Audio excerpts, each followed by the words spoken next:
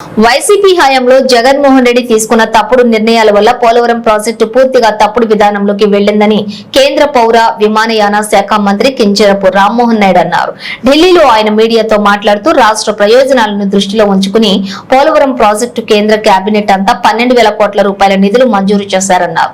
November నాటికి పనులు పూర్తి స్థాయిలో పనులు ప్రారంభించాలన్నారు. సీఎం చంద్రబాబు ముందస్తుగా దృష్టి సారించారన్నారు. సంబంధించినటువంటి 12,000 కోట్ల రూపాయలు కూడా ఈ రోజు అప్రూవల్ చేసుకొని అది కూడా శ్రీకారం చుట్టడం జరిగింది. సో ఈ రెండు కార్యక్రమాలు ఆంధ్రప్రదేశ్ రాష్ట్రానికి చాలా ముఖ్యమైనటువంటివి. గతంలో కూడా చంద్రబాబు నాయుడు గారు పోలవరం ప్రాజెక్టును పూర్తి చేయాలన్న ఆలోచనతో ఎంతో కృషి చేసి 2014 నుంచి 19 వరకు ప్రాజెక్ట్ ని సుమారు 74% వరకు పూర్తి చేస్తే జగన్మోహన్ రెడ్డి ప్రభుత్వం వచ్చిన తర్వాత ఆయన తీసుకున్నటువంటి తప్పుడు నిర్ణయాల వల్ల ఈ రోజు ప్రాజెక్టు కూడా పూర్తిగా వెనక్కి వెళ్లేటటువంటి పరిస్థితి ఏర్పడింది. మళ్ళీ దాని తాలూకా ప్రత్యేకత తెలుసుకొని మరి కేంద్ర ప్రభుత్వం రాష్ట్ర ప్రజల్ని దృష్టిలో పెట్టుకొని అది ఒక కేంద్ర ప్రభుత్వం ప్రాజెక్టు కాబట్టి దాని మీద కూడా సానుకూలంగా స్పందించి ఇమీడియట్ గా దానికి కూడా ఈ రోజు కేబినెట్ ద్వారా అప్రూవల్ చేసి 12,000 కోట్ల రూపాయలు శాంక్షన్ చేయడం జరుగుతుంది. వీలైనంత త్వరగా చంద్రబాబు నాయుడు గారి తాలూకా ఆలోచన ఏంటంటే నవంబర్ కల్లా మనం పనులు అక్కడ తిరిగి స్టార్ట్ చేయాలి.